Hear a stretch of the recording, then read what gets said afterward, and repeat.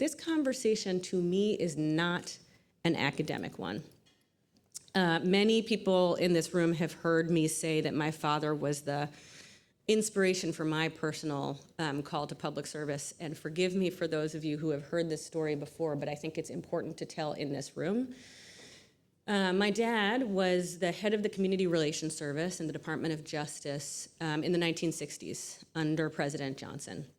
The Community Relations Service is the part of the Department of Justice that's supposed to be the liaison between the government and communities to understand what communities need and how the government can respond. But you can imagine in the 1960s, when cities all over this country were burning, many people in and outside of the government thought, who are these animals and how can we just stop this?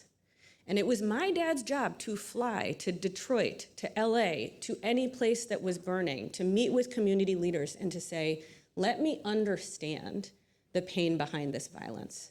Let me understand the yearning for a better life that these groups of people have been denied for so long. Let me understand how we can turn this utter despair and disenchantment into something positive, a vision of the future that includes jobs and education and true freedom for people who have never experienced it in this country before. And his understanding of public service was to take those stories back to the government, back to the halls of power, and to use his personal privilege to make that case time and time again, that we needed to use all of the levers of government differently to serve those people first and foremost.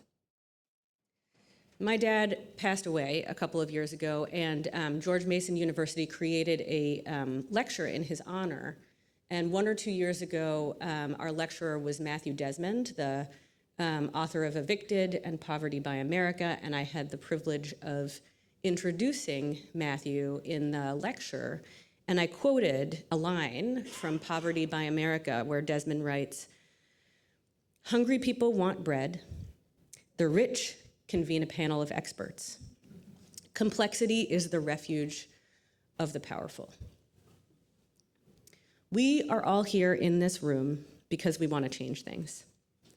Remember, though, that we too are the products of these institutions and this status quo that has worked for us and not for others for so long.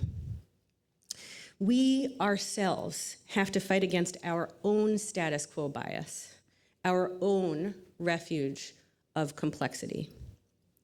So this afternoon, I want everyone in this room to think about the people you know who need government to work better. I want you to carry those stories with you today.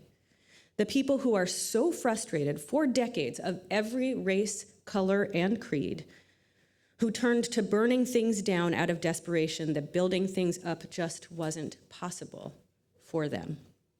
Those are our constituents, and we must do better.